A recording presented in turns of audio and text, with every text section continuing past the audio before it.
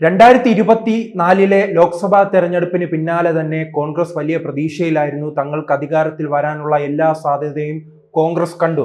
അത് കോൺഗ്രസിന്റെ മാത്രം കാഴ്ചപ്പാടായിരുന്നില്ല. രാഷ്ട്രീയ നിരീക്ഷകർ ഉൾപ്പെടെ പറഞ്ഞിരുന്നു വലിയ രീതിയിൽ തന്നെ കേരളത്തിൽ ഭരണവിരുദ്ധ വികാരമുണ്ട്.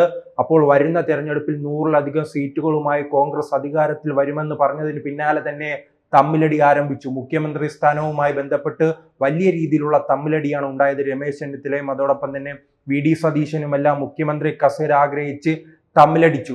പിന്നീട് നാം കണ്ടത് അത് ഒരു പരിധിവരെ ഒതുങ്ങിയപ്പോൾ KPCCയുടെ പ്രസിഡന്റിനെ മാറ്റുന്നതുമായി ബന്ധപ്പെട്ട തർക്കമായി. KPCCയുടെ പ്രസിഡന്റിനെ സംബന്ധിച്ചിടത്തോളം കഴിഞ്ഞ നിയമസഭാ തെരഞ്ഞെടുപ്പിൽ വലിയ പരാജയത്തിന് ഇരയായ പാർട്ടിയെ ലോക്സഭാ തെരഞ്ഞെടുപ്പ് വന്നപ്പോൾ 18 സീറ്റിൽ വിജയിപ്പിക്കാൻ അദ്ദേഹത്തിന് കഴിഞ്ഞു. കൃത്യമായി യൂത്ത് കോൺഗ്രസിനെ സമരത്തിലിറക്കാൻ കഴിഞ്ഞു.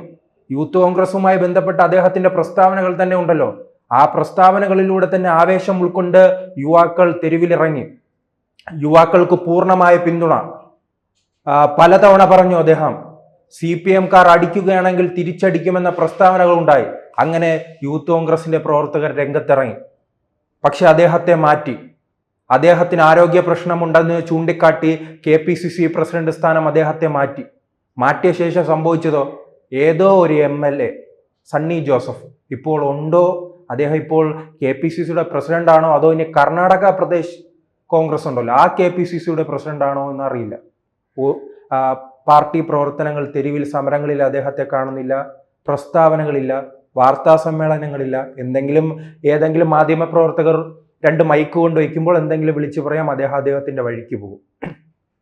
അങ്ങനെ കോൺഗ്രസ് ഒരു പരുവമായി. പിന്നീട് ഉണ്ടായിരുന്നത് യൂത്ത് കോൺഗ്രസ് ആണ്. യൂത്ത് കോൺഗ്രസുമായി ബന്ധപ്പെട്ട് രാഹുൽ മാങ്കൂട്ടവും ചില നേതാക്കളുമെല്ലാം സജീവമായി തന്നെ തെരുവിലുണ്ടായിരുന്നു. പിന്നീട് അദ്ദേഹം പെണ്ണുകേസിൽ കുടുങ്ങി പുറത്തിറങ്ങാൻ കഴിയാത്ത വിധം തലയിൽ മുണ്ടിട്ട് നടക്കേണ്ട അവസ്ഥയിലേക്ക് പോയില്ലേ. അങ്ങനെ രാഹുൽ മാങ്കൂട്ടത്തെ മാറ്റുന്നു. അത് പാർട്ടിയിൽ പങ്കില്ലെങ്കിലും അത് അദ്ദേഹത്തിന്റെ സ്വന്തം വ്യക്തിപരമായ ചില തെറ്റുകൾ കൊണ്ട് വരുത്തി വെച്ചതാണ്.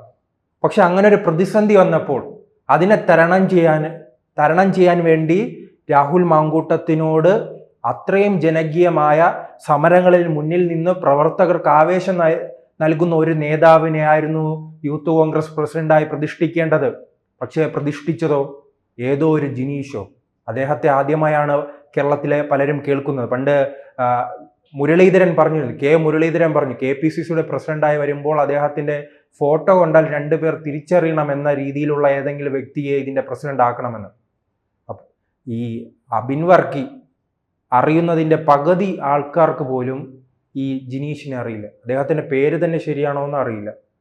അപ്പോൾ അങ്ങനെ ഉള്ള ഒരു വ്യക്തിയെ പ്രസിഡന്റ് ആക്കിയതിലൂടെ കോൺഗ്രസ് എന്താണ് ഉദ്ദേശിക്കുന്നത്? ഇപ്പോൾ പറയുകയാണ് ഈ ജാതി മത സമവാക്യം അവർ പറയുകയാണ്. KPCCയുടെ പ്രസിഡന്റ് ക്രൈസ്തവൻ, അതോടൊപ്പം തന്നെ KSUവിൻ്റെ പ്രസിഡന്റ് ക്രൈസ്തവൻ, മഹിളാ കോൺഗ്രസിന്റെ അധ്യക്ഷ മുസ്ലിം. അപ്പോൾ ഹിന്ദുക്കളില്ലാത്തതുകൊണ്ട് യൂത്ത് കോൺഗ്രസിന്റെ പ്രസിഡന്റായി ഒരു ഹിന്ദുവിനെ വെച്ചു. അപ്പോൾ KPCC പ്രസിഡന്റിനെ മാറ്റാൻ ആരാണ് നിങ്ങളോട് പറഞ്ഞത്? അദ്ദേഹം അവിടെ പ്രവർത്തിക്കുകയായിരുന്നില്ലേ? അപ്പോൾ അവിടെ ഒരു ഹിന്ദു ഉണ്ടായിരുന്നെങ്കിൽ ഇവിടെ ഒരു ക്രിസ്ത്യൻ ആക്കാമായിരുന്നല്ലോ. അതുപോലെ തന്നെ നിങ്ങൾ ഇപ്പോൾ ജാതിയും മതവും നോക്കിയാണോ നിശ്ചയിക്കുന്നത്? നിങ്ങൾ മതേതരത്വ പാർട്ടിയാണ്. പിണറായി വിജയനെ താഴെ ഇറക്കണം. അതോടൊപ്പം തന്നെ 100 സീറ്റോട് കൂടി തന്നെ VD സതീശൻ മുഖ്യമന്ത്രിയാകണം, രമേശ് ചെന്നിത്തലയ്ക്ക് മുഖ്യമന്ത്രിയാകണം.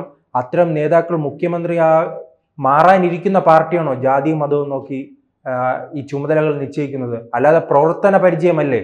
സമരത്തിൽ മുന്നിൽ നിന്ന് നയിക്കുന്ന നേതാവിനൊന്നും ഒരു പരിഗണനയും ഇല്ലേ? ആ പരിഗണന ഇല്ലാത്തതാണോ? അതോ നിങ്ങൾ അങ്ങ് ദേശീയതലത്തിൽ ഇത് നാം കാണുന്നുണ്ട്. ഏത് മികച്ച നേതാവായാലും ഏത് ജനകീയ നേതാവായാലും രാഹുൽ ഗാന്ധിയുടെ പെട്ടി പിടിച്ചില്ലെങ്കിൽ, നെഹ്റു കുടുംബത്തിന്റെ പെട്ടി പിടിച്ചില്ലെങ്കിൽ അവർക്ക് അധികാര സ്ഥാനങ്ങളിൽ എത്താൻ കഴിയില്ല, പാർട്ടി ചുമതലകളിൽ എത്താൻ കഴിയില്ല. അവരെ ചവിട്ടി പുറത്താക്കുന്നതാണ് നാം ഉത്തരേന്ത്യൻ രാഷ്ട്രീയത്തിൽ കാണുന്നതെങ്കിൽ ഇപ്പോൾ അത്തരത്തിലുള്ള ഒരു രീതിയിലേക്ക് തന്നെയാണ് കേരളം മാറുന്നത്. KC വേണുഗോപാലിന്റെ പെട്ടി പിടിക്കണം, അതോടൊപ്പം തന്നെ മതവും ജാതിയും പരിഗണിക്കുന്ന അവസ്ഥയിലേക്ക് കോൺഗ്രസ് എന്ന പാർട്ടിയുടെ ദയനീയ അവസ്ഥയിലേക്ക് പോവുകയാണ്.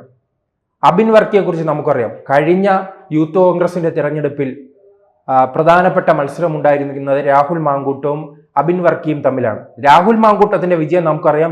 വ്യാജമായി കാർഡുകൾ നിർമ്മിച്ച് ID കാർഡുകൾ നിർമ്മിച്ചായിരുന്നു രാഹുൽ മാങ്കൂട്ടത്തിന്റെ വിജയം. അതുമായി ബന്ധപ്പെട്ട് ഇപ്പോൾ കേസുകൾ തന്നെ നിലനിൽക്കുന്നുണ്ടല്ലോ, വലിയ വിവാദമായില്ലേ.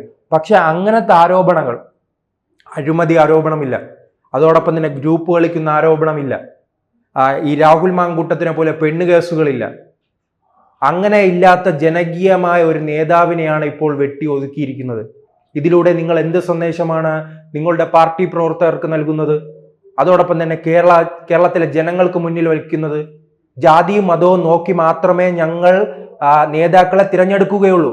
അത് തന്നെയാണല്ലോ നിങ്ങൾക്കെതിരെ വെള്ളാപ്പള്ളി നടേശനും സുകുമാരൻ നായരും ആരോപണം ഉന്നയിക്കുന്നത്. നിങ്ങൾ മതത്തിന് വേണ്ടി പ്രവർത്തിക്കുന്നു, ഒരു ഭാഗത്ത് മുസ്ലിം ലീഗിന് വേണ്ടി നിങ്ങൾ അടിമപ്പണി ചെയ്യുന്നു. നിങ്ങൾ അധികാരത്തിൽ വരികയാണെങ്കിൽ മുസ്ലിം ലീഗിന്റെ ഭരണം ഉണ്ടാകുമെന്ന് വെള്ളാപ്പള്ളി നടേശൻ ആവർത്തിച്ച് പറയുകയല്ലേ. അതിപ്പോൾ കൃത്യമായി മാറുന്ന ഒരു അവസ്ഥയില്ലേ. അതോടൊപ്പം തന്നെ ന്യൂനപക്ഷങ്ങൾക്കും നിങ്ങൾ വലിയൊരു, പ്രത്യേകിച്ച് ക്രൈസ്തവ ന്യൂനപക്ഷവുമായി ബന്ധപ്പെട്ട് വലിയ ഭയമാണ് നിങ്ങളെ. ഇപ്പോൾ തന്നെ കൊച്ചി കേന്ദ്രീകരിച്ച് ഹിജാബ് വിഷയം നടക്കുന്നുണ്ടല്ലോ. അവിടെയുള്ളവർ ആരെയാണ് വിമർശനം ഉന്നയിക്കുന്നത്? നിങ്ങളെയല്ലേ, കോൺഗ്രസിനെയല്ലേ. കോൺഗ്രസിന്റെ ഒരു MLA, അതോടൊപ്പം തന്നെ MP, ഒരു MP ഉണ്ട്, മുനമ്പത്ത് പോലും തിരിഞ്ഞു നോക്കാത്ത ജിഹാദികളെ കാണുമ്പോൾ പേടിച്ച് വിരണ്ടോടുന്ന ഒരു MP. അദ്ദേഹം ഇന്നലെ ആ സ്കൂളിൽ കടന്നുപോയി. അവിടുത്തെ പ്രശ്നം എന്താണ്? ആ സ്കൂളിനൊരു രീതിയുണ്ട്. ആ രീതിയിലുള്ള വസ്ത്രം ധരിക്കണമെന്ന്, യൂണിഫോം ധരിക്കണമെന്ന് അവിടുത്തെ മാനേജ്മെന്റ് തുടക്കം മുതൽ തന്നെ ആവശ്യപ്പെട്ടു. ആ പെൺകുട്ടി 4 മാസം ആ സ്കൂളിൽ പഠിച്ചു. 4 മാസത്തിന് ശേഷമാണ് ആ കുട്ടിക്ക് മതബോധമുണ്ടായത്, ഹിജാബ് ധരിക്കണം. അപ്പോൾ അവിടുത്തെ അധ്യാപകർ പറഞ്ഞു, 4 മാസം ധരിച്ചില്ലല്ലോ, ഇനിയും ധരിക്കേണ്ട, ഈ സ്കൂളിനൊരു നിയമമുണ്ട്. ഉടൻ തന്നെ SDPI പ്രവർത്തകർ അവിടെ ഇരച്ചു കയറുന്നു, അധ്യാപകരെ ഭീഷണിപ്പെടുത്തുന്നു. ഭീഷണിപ്പെടുത്തിയതിന് പിന്നാലെ തന്നെ PT അംഗങ്ങളെ ഭീഷണിപ്പെടുത്തുന്നു. സ്കൂൾ 2 ദിവസം അടച്ചിടുന്നു. അടച്ചിട്ടതിന് ശേഷം വാർത്തയാകുന്നു, കാസ അടക്കമുള്ള സംഘടനകൾ ഇടപെടുന്നു. ഈ MPക്കെതിരെ, കോൺഗ്രസിന്റെ MPക്കെതിരെ വിമർശനം വരുന്നു. കാരണം ഈ MP വിമാനം പിടിച്ച് അങ്ങ് ഛത്തീസ്ഗഡിൽ ഓടിപ്പോയിരുന്നു ബ്രിട്ടാസിനോടൊപ്പം തന്നെ കന്യാസ്ത്രീകളെ രക്ഷപ്പെടുത്താൻ. പക്ഷെ ഈ ഇരട്ടത്താപ്പുള്ള MPയുടെ സ്വന്തം മണ്ഡലത്തിൽ ഈ പ്രശ്നം വന്നപ്പോൾ ഇദ്ദേഹത്തെ കാണാനില്ലാത്തതിന് പിന്നെ തന്നെ വിമർശനം ഉണ്ടായപ്പോൾ ഇദ്ദേഹം ഇന്നലെ പാഞ്ഞ് അവിടെ എത്തിയിട്ട് പറയുകയാണ്, ഇതിന് പിന്നിൽ RSS ആണ്, RSSും BJPയും കാസയുമാണെന്നാണ്. അതെങ്ങനെയാണ് ഇതിന് പിന്നിൽ RSSും കാസയും അതോടൊപ്പം തന്നെ BJPയും ആകും? ഒരു BJPക്കാരൻ്റെയോ ഒരു RSS നേതാവിന്റെ മകളാണോ അവിടെ എത്തി തങ്ങൾക്ക് കാവ്യവസ്ത്രം ധരിച്ചു വരണമെന്ന് ആവശ്യപ്പെട്ടത്? ആ കാവ്യവസ്ത്രം ധരിച്ചു വരണമെന്ന് ആവശ്യപ്പെട്ടത് ആരാണ്? അങ്ങനെ ആരും ആവശ്യപ്പെട്ടിട്ടില്ല. അവിടെ കൃത്യമായി നമുക്കറിയാം SDPയുടെ പ്രവർത്തകനാണ്. SDPI പ്രവർത്തകന്റെ മകളും അവരോടൊപ്പം നിൽക്കുന്ന ശിങ്കിടികളുമാണ് അവിടെ എത്തി പ്രശ്നമുണ്ടാക്കിയത്. അപ്പോൾ നിങ്ങൾക്ക് എന്തുകൊണ്ട് SDPയെ വിമർശിക്കാൻ ഭയം? അത് ജനങ്ങൾ തിരിച്ചറിയുന്നുണ്ട്. നിങ്ങൾ SDPയുമായി, ജമാഅത്തെ ഇസ്ലാമിയുമായി സൗഹൃദം ചേർന്നത്, മതം നോക്കി അബിൻ വർക്കിക്ക് ചുമതല കൊടുക്കാത്തത്, നിങ്ങളൊരു മതവർഗീയ പാർട്ടിയായി കോൺഗ്രസ് മാറി. അതുകൊണ്ട് തന്നെ വരുന്ന തെരഞ്ഞെടുപ്പിൽ കൃത്യമായ തിരിച്ചടി ഉണ്ടാകുകയും ചെയ്യും. നിങ്ങൾക്ക് തുടർച്ചയായി തന്നെ ഭരണം നഷ്ടപ്പെടുന്ന ഒരു അവസ്ഥ ഉണ്ടാകും. ഇനി ഭരണം നഷ്ടപ്പെട്ടാൽ കേരളത്തിന്റെ ചരിത്രത്തിൽ നിങ്ങൾ എഴുതപ്പെടുന്ന രീതിയിലേക്ക് ചുരുങ്ങും. കാരണം ഇപ്പോൾ തന്നെ അബിൻ വർക്കിയെ BJPയുടെ സംസ്ഥാന ജനറൽ സെക്രട്ടറി അനൂപ് ആന്റണി BJPയിലേക്ക് സ്വാഗതം ചെയ്തിട്ടുണ്ട്.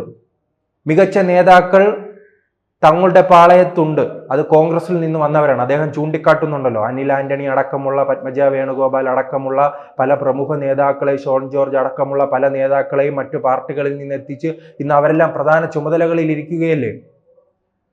ആ ഒരു രീതിയിൽ തന്നെയാണ് BJPയുടെയും നീക്കം.